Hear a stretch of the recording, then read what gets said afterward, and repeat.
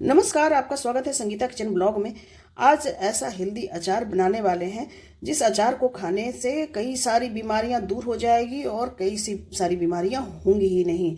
और इसमें ऐसे गुणकारी मसाले डले हुए हैं कि जिसे खाकर तो सोने पे सुहागा होने वाला है।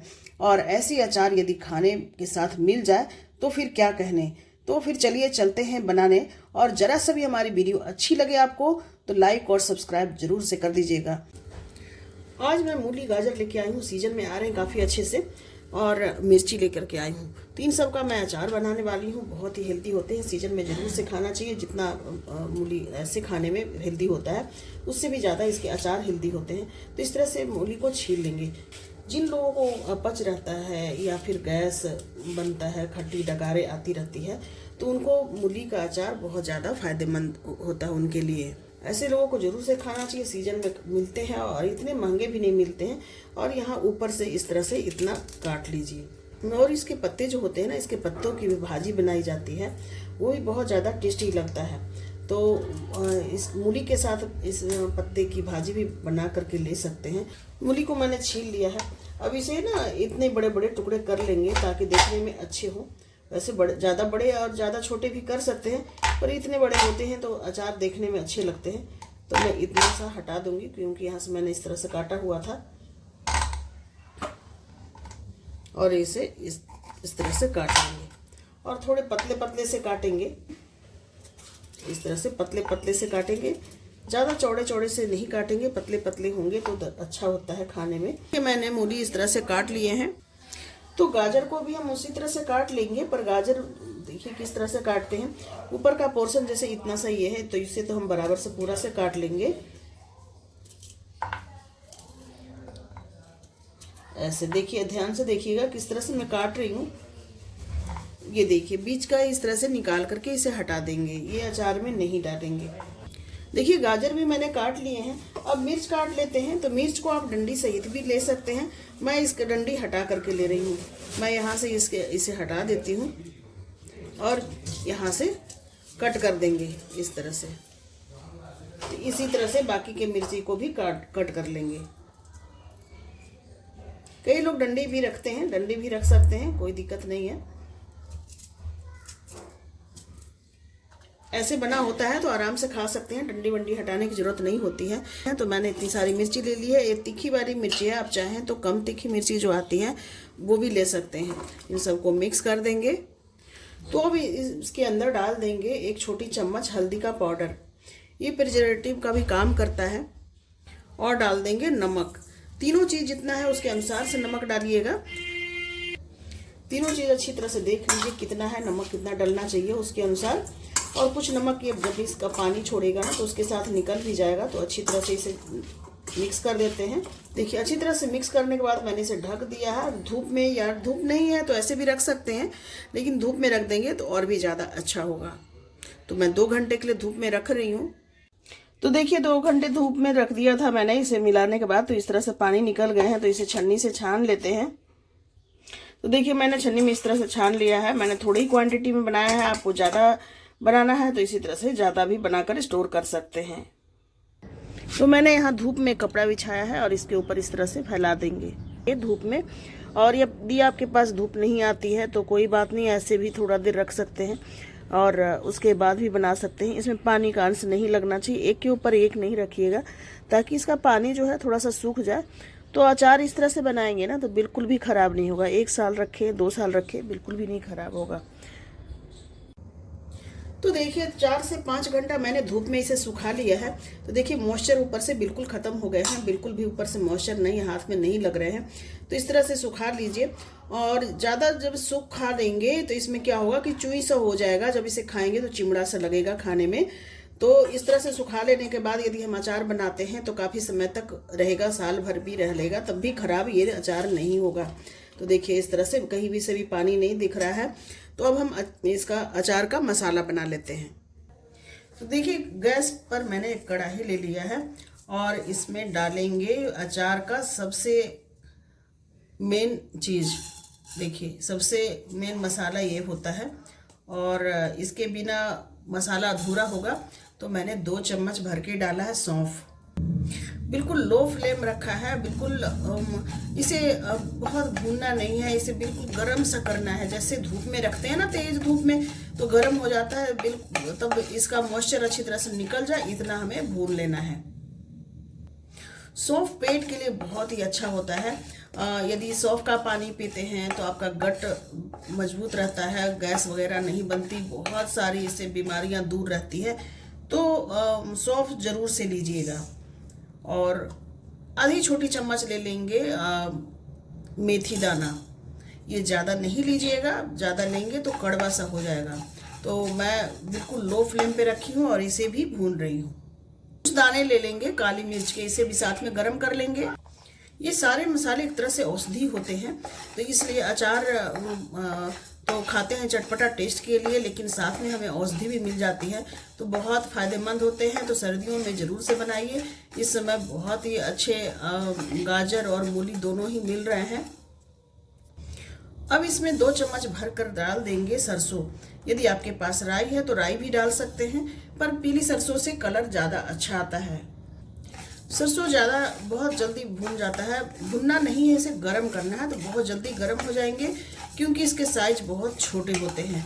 बस अच्छे से गरम कर देना है। इन मसालों की अच्छी तरह से मॉइस्चर निकल जाता है तो अचार की शेल्फ लाइफ काफ़ी बढ़ जाती है। तो अच्छी तरह से गरम हो चुके हैं, तो इसे हम निकाल देंगे और ठंडा होने के लिए रख देंगे। ठंडा होने के बाद हम इसे दरदरा पीसेंगे। अब कढ़ाई हमारी गरम है, उसी में 1 छोटी चम्मच डाल देंगे अजवाइन। आधी छोटी चम्मच कलौंजी डाल देंगे। कलौंजी भी स्किन के लिए बहुत ही अच्छा होता है और अजवाइन डाइजेशन सिस्टम के लिए बहुत बढ़िया होता है। तो मुझे इसे भूनना नहीं है, बस कढ़ाई गरम है तो हल्का सा गरम हो जाएगा, ये इसका मॉइस्चर निकल जाएगा ताकि हमारी अचार की शेल्फ लाइफ बढ़ जाए। मसाले ठंडे हो गए हैं तो इनको एक जार में डालकर पीस लेंगे, दरदरा ही पीसेंगे। तो देखिए इस मसाले को मैंने पीस लिया है, दरदरा ही पीसा है, देखिए आपको दिख रहा होगा पास से। और इसे एक बाउल में निकाल लेंगे। तो आधी चम्मच डाल देंगे कश्मीरी मिर्च का पाउडर। आधी चम्मच अमचूर पाउडर डालेंगे। इसे खट्टा हो जाएगा हल्का सा। वैसे तो खट्टा सरसों से भी हो जाता है, पर आधी चम्मच डाल रही हूँ मैं इसमें। कढ़ाई भी मैंने डाल दिया था अजवाइन और कलौंजी, इसे भी डाल देंगे। बहुत ही ज़्यादा हेल्दी होते हैं, इसे ज़रूर से डालिएगा। इसे पीसा नहीं जाता है, इसे साबुत ही डाली जाती है। नमक हल्दी मैंने पहले डाला हुआ था, तो अब सिर्फ मसाले के लिए थोड़ी सी नमक डाल रहे हैं अंदाजे से। तो देखिए मैंने यहाँ पर सरसों का तेल अच्छे से धुआंधार गरम कर लिया है और थोड़ी देर उतार करके रख दिया है ताकि थोड़ा कम गरम हो जाए, ठंडा थोड़ा सा हो जाए। तो अब मैं इसमें डाल दूंगी हींग। हींग से अचार में बहुत अच्छा टेस्ट आता है। और डाल देंगे 5-6 कलियाँ लहसुन के, इससे बहुत ही अच्छा टेस्ट आता है और लहसुन वाली अचार भी तैयार हो जाता है। तो अब हम ले लेंगे अचार, ये जो धूप में सुखा करके रखा था, इसमें डाल देंगे थोड़े मसाले। तो पहले 2 से 3 चम्मच डालेंगे, ज़्यादा नहीं डालेंगे, हमारा अचार बहुत कम है। आप ज़्यादा अचार भी बना सकते हैं, ज़्यादा क्वांटिटी में भी बना सकते हैं। तो देखिए जितना इसमें मसाला अच्छा लगता है उतना मिक्स कर लें। तो मैंने भर के ऊपर तक 2.5 चम्मच के करीब डाला है, और कम लगे तो और भी डाल देंगे।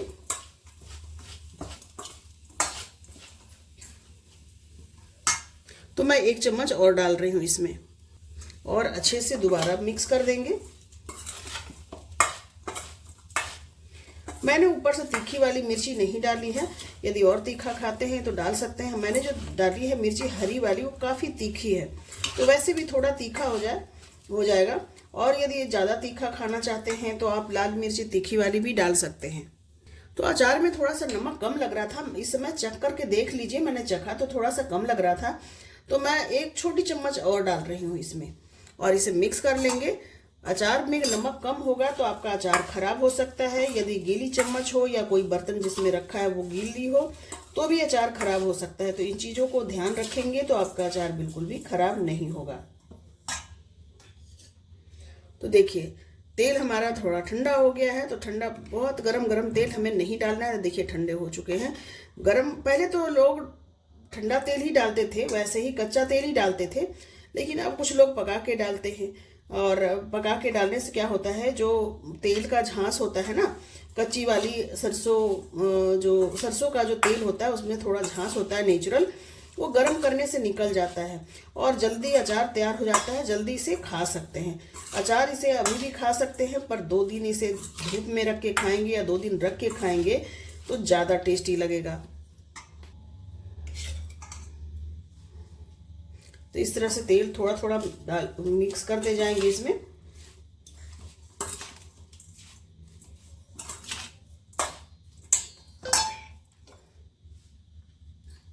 देखिए मैंने पूरा तेल जितना लिया था, आधी कप से थोड़ा कम लिया था मैंने, तो पूरा का पूरा तेल मैंने इसमें अचार में मिक्स कर दिया है।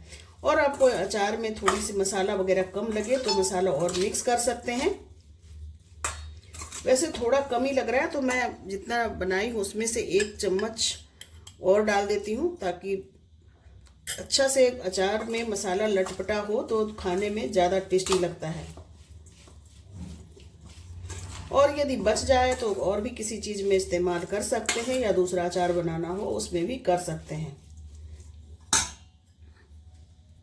तो मैंने सारा ही मसाला डाल दिया है, क्योंकि आधी चम्मच बच रही थी तो मैंने वो भी डाल दिया है। तो देखिए अब ठीक लग रहा है, इतना मसाला तो होना ही चाहिए। और मैंने अच्छी तरह से इसे मिक्स कर दिया है और 1-2 दिन के लिए इसे डब्बे में भर करके रख देंगे। अच्छी तरह से धूप में रख सकते हैं और इसे सुबह शाम हिला दीजिएगा, ताकि इसके जो तेल अभी तो लिटपटा सा लग रहा है, बाद में सेपरेट हो जाएंगे इसमें।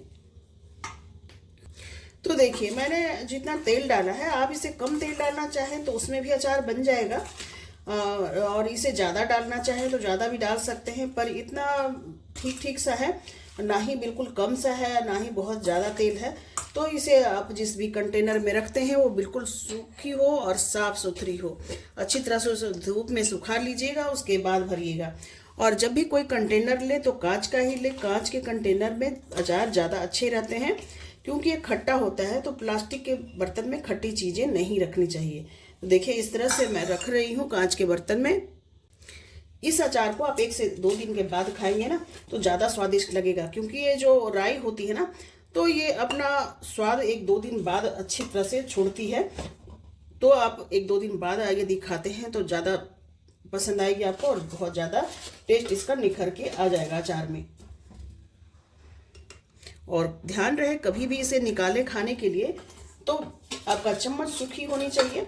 जिस भी चीज़ से निकालते हैं हाथ सूखे होने चाहिए।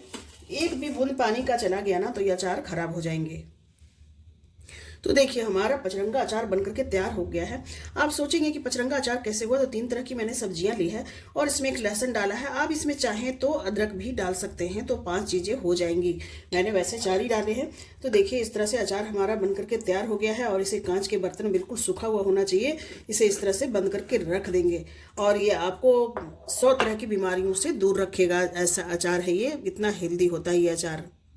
एक और चीज़ ध्यान रखने वाली है कि आप इसे खाते हैं इस अचार को, उसके कम से कम 2 घंटे तक दूध नहीं पीना है आपको, क्योंकि मूली वगैरह हम खा लेते हैं उसके बाद दूध पीते हैं तो क्या होता है, हमारा खून खराब हो जाता है, उससे रिएक्शन होता है और खट्टी डकारी कई तरह का अलग अलग सिम्टम आने लगते हैं। तो मूली खाने के बाद आप कम से कम 2 घंटा दूध ना पिएं। तो वीडियो हमारी कैसी लगी आप कमेंट बॉक्स में ज़रूर से बताएं, और यदि ज़रा सा भी अच्छी लगी हो तो ज़्यादा से ज़्यादा लोगों में शेयर कीजिएगा। तो फिर मिलते हैं अगले वीडियो में। नमस्कार।